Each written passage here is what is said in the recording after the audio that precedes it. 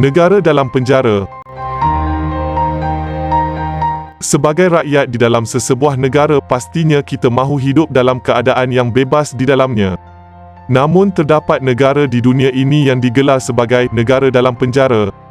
Apakah rakyatnya sudah terbiasa dengan pemerintahan sebegitu atau ia hanya suatu momokan mempelekehkan negara tersebut?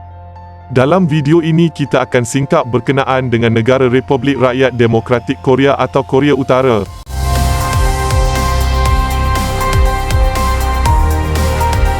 Siapa Korea Utara? Korea Utara atau nama rasminya Republik Rakyat Demokratik Korea merupakan sebuah negara yang terletak di bahagian utara Korea. Ibu negara dan bandar raya terbesarnya ialah Pyongyang. Negara ini bersempadan dengan Republik Rakyat China di utara dan barat laut di sepanjang Sungai Yalu Amrok dan Sungai Tumen. Sebahagian kecil Sungai Tumen turut menjadi sempadan negara ini dengan persekutuan Rusia di timur laut. Kawasan zon bebas tentera Korea menandakan sempadan antara Korea Utara dengan Korea Selatan, Republik Korea. Kepengesahan sempadan ini tidak diterima oleh kedua-dua pihak kerana negara-negara tersebut mendakwa bahawa mereka ialah pemerintah yang sah bagi seluruh semenanjung. Selepas pendudukan Jepun di Korea yang berakhir dengan kekalahan Jepun dalam Perang Dunia Kedua pada tahun 1945, Korea dibahagikan di selarian ke-38 mengikut satu susunan bangsa-bangsa Amerika untuk menjadi yang ditadbir oleh Kesatuan Soviet di utara dan Amerika Syarikat di selatan. Sejarah Korea Utara secara rasmi bermula dengan penubuhan Republik Rakyat Demokratik pada tahun 1948. Pada Ogos 1945, tentera Soviet telah menubuhkan pihak berkuasa awam Soviet untuk memerintah bahagian utara semenanjung Korea. Ini menjadi ditadbir oleh Jawatan Kuasa Rakyat sementara bagi Korea Utara melalui 1948. Selepas Angkatan Soviet pada tahun 1948, agenda utama dalam tahun-tahun berikut ialah penyatuan Korea sehingga penyatuan rejim Syngman-rhee di selatan dengan sokongan tentera Amerika dan penindasan pemberontakan Oktober 1948 berakhir harapan bahawa negara ini boleh melalui revolusi komunis di selatan. Pada tahun 1949, campur tangan ketenteraan ke Korea Selatan dianggap oleh Kim Il-sung telah gagal untuk menerima sokongan daripada Kesatuan Soviet. Penarikan balik kebanyakan tentera Amerika Syarikat dari Korea Selatan pada bulan Jun telah melemahkan rejim Selatan dan menyebabkan Kim Il-sung untuk memikirkan semula pelan pencerobohan terhadap Selatan. Idea itu telah ditolak oleh Joseph Stalin, tetapi dengan pembangunan senjata nuklear Soviet, kemenangan Mao Zedong di China dan petunjuk China bahawa ia akan menghantar tentera dan sokongan yang lain untuk Korea Utara, Stalin meluluskan serangan yang membawa kepada Perang Korea.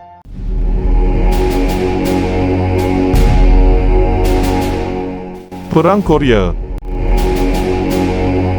Selepas Korea dibahagikan oleh PBB, kedua-dua kuasa Korea cuba untuk mengawal seluruh Korea di bawah kerajaan masing-masing.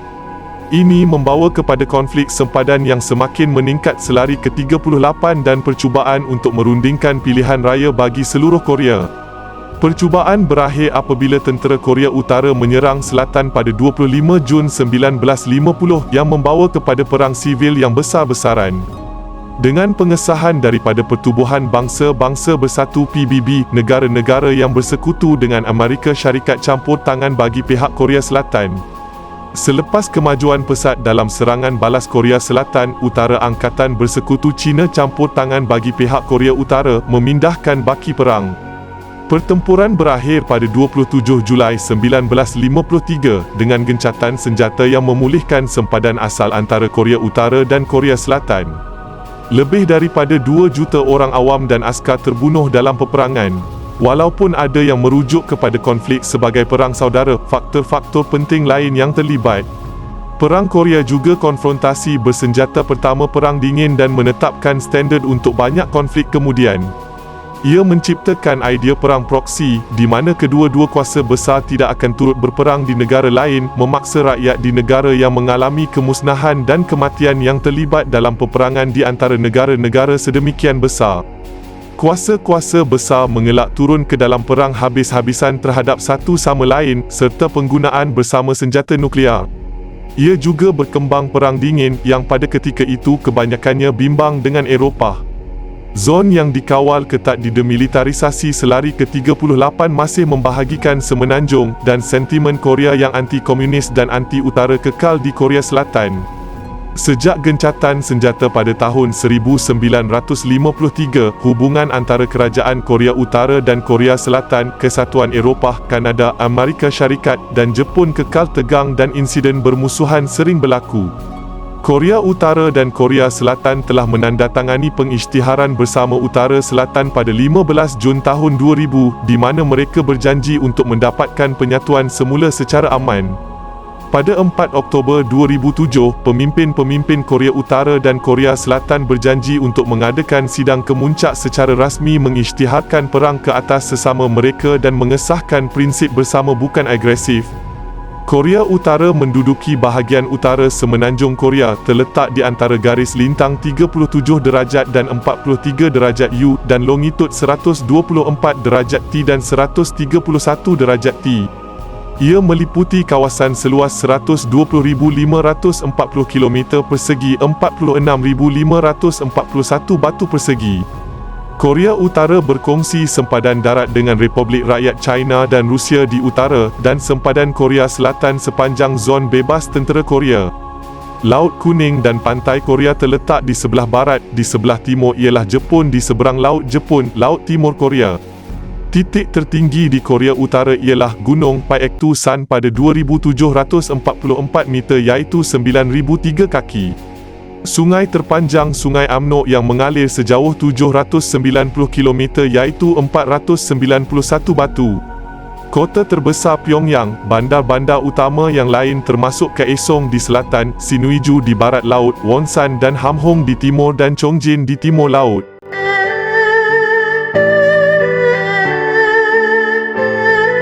Seni dan budaya dalam penjara. Korea Utara berkongsi budaya tradisional dengan Korea Selatan, tetapi kedua-duanya telah membangunkan bentuk kontemporari yang berbeza budaya sejak semenanjung telah dibahagikan pada tahun 1945. Dari segi sejarah pula, budaya Korea telah dipengaruhi oleh China. Ia berjaya membangunkan identiti budaya yang unik dan berbeza daripada jiran mereka yang lebih besar. Sastera dan seni di Korea Utara dikawal oleh kerajaan, kebanyakannya melalui Jabatan Kebudayaan dan Kesenian Pusat. Budaya Korea datang semasa pemerintahan Jepun dari 1910 hingga 1945. Jepun menguatkuasakan dasar asimilasi budaya. Semasa pemerintahan Jepun, Korea digalakkan untuk belajar dan bercakap Jepun, menerima pakai sistem nama keluarga Jepun dan agama Shinto, dan dilarang untuk menulis atau bercakap bahasa Korea di sekolah-sekolah, tempat perniagaan atau tempat-tempat awam. Di samping itu, Jepun mengubah dan memusnahkan pelbagai tugu-tugu Korea termasuk Gyeongbok Palace dan dokumen-dokumen yang digambarkan Jepun sebagai negatif telah disemak. Pada bulan Julai 2004, Kompleks Makam Goguryeo menjadi tapak pertama di negara ini untuk dimasukkan ke dalam senarai tapak warisan dunia UNESCO. Pada Februari 2008, The New York Philharmonic Orchestra menjadi orkestra Amerika Syarikat yang pertama membuat persembahan di Korea Utara, walaupun untuk handshake dijemput penonton. Konsert itu disiarkan oleh televisyen nasional. Kugiran US Christian sebelum ini dijemput untuk membuat persembahan di Festival Seni Persahabatan Spring pada bulan April 2007 yang diadakan di Pyongyang. Acara popular di Korea Utara sukan masa. Sukan masa yang paling terkini dan terbesar dipanggil Arirang. Ia dilakukan 6 malam seminggu selama 2 bulan dan melibatkan lebih 100,000 penghibur. Hadirin untuk acara ini pada tahun-tahun kebelakangan ini melaporkan bahawa sentimen anti-barat telah turun berbanding dengan persembahan sebelumnya. Permainan besar-besaran ini melibatkan persembahan tarian, gimnastik dan rutin berhubung jian perancangan tarian yang meraikan sejarah dan revolusi Parti Pekerja Korea Utara. Permainan besar-besaran yang diadakan di Pyongyang di pelbagai tempat-tempat yang berbeza-beza mengikut skala sukan pada tahun tertentu termasuk Rungrado May Day Stadium iaitu stadium terbesar di dunia dengan kapasiti 150,000 orang. Korea Utara menggunakan artis untuk menghasilkan seni untuk ekspor di studio seni Mansudae di Pyongyang. Lebih 1,000 artis bekerja. Produk termasuk warna air, lukisan dakwat, poster, mozaik dan sulaman. Realisme sosialis ialah gaya yang diluluskan dengan Korea Utara yang digambarkan sebagai makmur dan progresif dan rakyat gembira dan bersemangat. Reka bentuk dan tema tradisional Korea hadir paling kerap dalam sulaman. Kualiti seni dan teknikal kerja-kerja yang dihasilkan adalah sangat tinggi. Korea Utara diterangkan juca sendiri iaitu berdikari yang digambarkan oleh sesetengah pemerhati sebagai monarki mutlak atau pemerintahan diktator keturunan dengan kultus ketara personaliti yang dianjurkan di sekitar Kim Il-sung iaitu pengasas Korea Utara dan Presiden satunya negara dan anaknya dan waris Kim Jong-il. Berikutan kematian Kim Il-sung pada tahun 1994, beliau tidak diganti tetapi sebaliknya menerima jawatan Presiden Abadi dan dikebumikan di Palace Memorial Kumsusan yang luas di tengah-tengah Pyongyang. Walaupun jawatan Presiden diadakan oleh Kim Il-sung, ketua de facto negara sehingga meninggal dunia pada bulan Disember 2011 ialah Kim Jong-il yang merupakan ketua setiausaha Parti Pekerja Korea dan pengerusi Suruhanjaya Pertahanan Kebangsaan Korea Utara. Badan Perundangan Korea Utara Perhimpunan Rakyat Agung yang kini dipimpin oleh pengerusi Kim Yong-nam. Pemimpin kanan kerajaan yang lain ialah Premier Cho Yong-rim. Struktur kerajaan telah disebut dalam Perlembagaan Korea Utara dalam versi terbaru pada 2009 secara rasmi menolak ideologi pengasas Korea Utara menganut amalan komunisme. Parti yang mentadbir oleh undang-undang ialah sebuah gabungan Parti Pekerja Korea dan dua parti yang lebih kecil iaitu Parti Demokratik Sosial Korea dan Parti Chondois Chongu. Pihak-pihak ini mencalonkan semua calon-calon untuk memegang jawatan dan memegang semua tempat di dalam Dewan Rakyat Agung. Pada bulan Jun 2009, media Korea Selatan melaporkan bahawa risikan menunjukkan bahawa pemimpin akan datang di negara ini ialah Kim Jong-un, anak bongsu Kim Jong-il. Ini telah disahkan pada 19 Disember 2011 apabila Kim Jong-il meninggal dunia.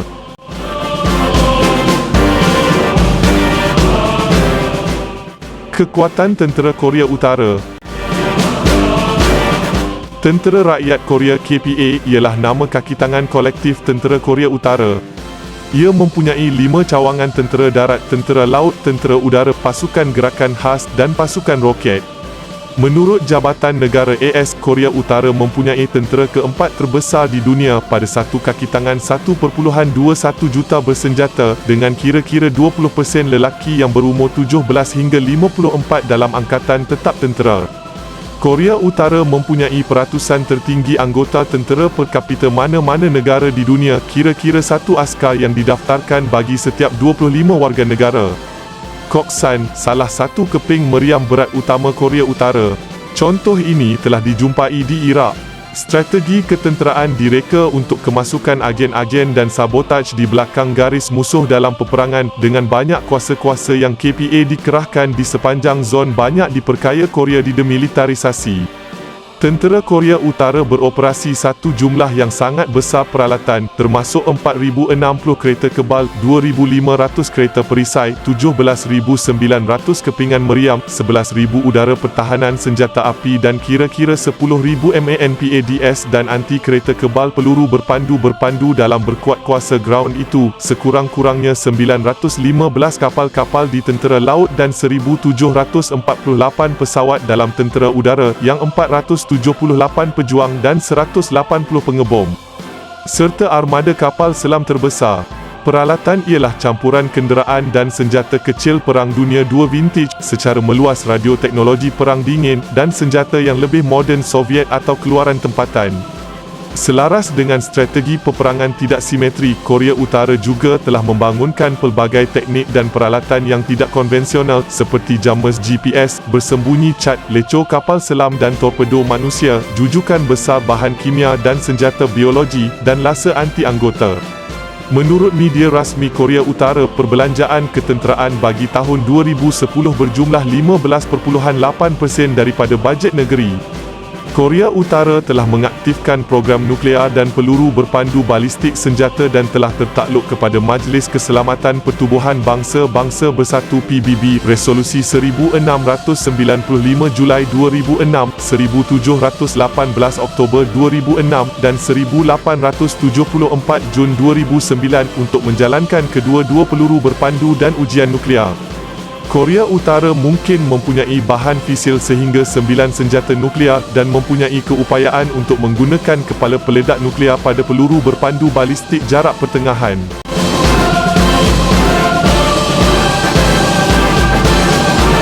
Ekonomi Korea Utara. Korea Utara merupakan negara perindustrian yang ekonomi dikawal ketat. Daripada 5 negara komunis di dunia, Korea Utara ialah satu daripada hanya 2 iaitu bersama-sama dengan Kuba dengan hampir keseluruhannya terhad pada perancangan kerajaan ekonomi milik negara. Jawatan Kuasa Perancangan Pusat menyelia dan melaksanakan rancangan ekonomi, manakala Biro Am Industri Provinsi di setiap rantau bertanggungjawab bagi pengurusan kemudahan pembuatan tempatan, pengeluaran, peruntukan sumber dan jualan. Dasar pengasingan Korea Utara bermakna bahawa perdagangan antarabangsa yang sangat terbatas.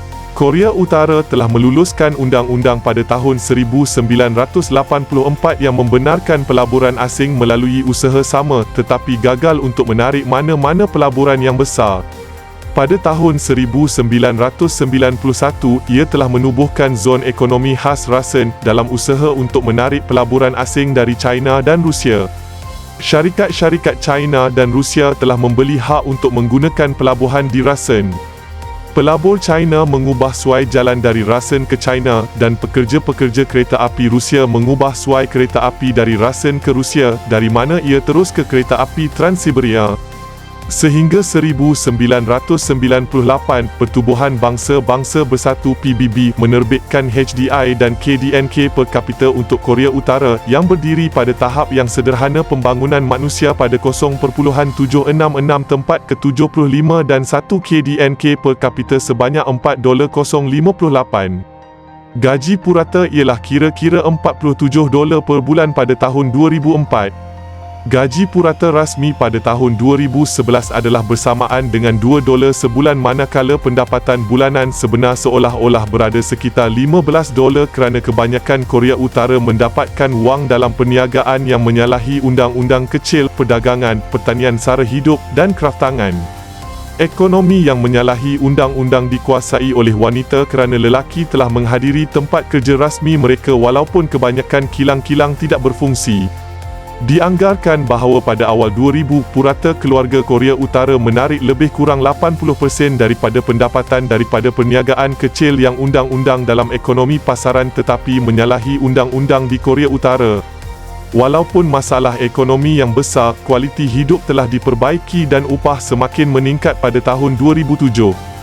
Pelaburan pasaran swasta, dikenali sebagai Jan Madang, wujud di seluruh negara dan menyediakan penduduk dengan makanan dan komoditi yang diimport antara daripada kosmetik kepada motosikal pertukaran untuk wang.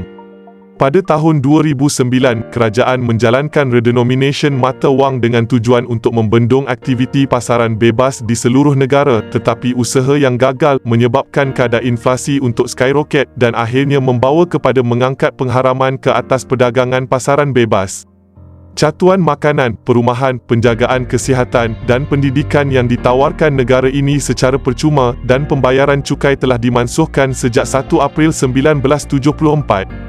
Dalam usaha untuk meningkatkan produktiviti pertanian dan industri, sejak tahun 1960-an kerajaan Korea Utara telah memperkenalkan sistem pengurusan seperti sistem kerja tayaan. Abad ke-21 menyaksikan pertumbuhan KDNK Korea Utara telah perlahan tetapi mantap walaupun dalam tahun-tahun kebelakangan ini pertumbuhan telah meningkat kepada 3.7% pada tahun 2008, kadar terpantas dalam hampir satu dekad, sebahagian besarnya disebabkan oleh pertumbuhan yang ketara sebanyak 8.2% dalam sektor pertanian. Begitulah kisah mengenai sebuah negara yang dikhabarkan sebagai negara dalam penjara. Video ini telah memaparkan kisah dari dalam berkenaan negara Korea Utara. Semoga ia banyak memberi info kepada kita semua. Sehingga berjumpa lagi di video-video kami akan datang. Terima kasih kerana menonton.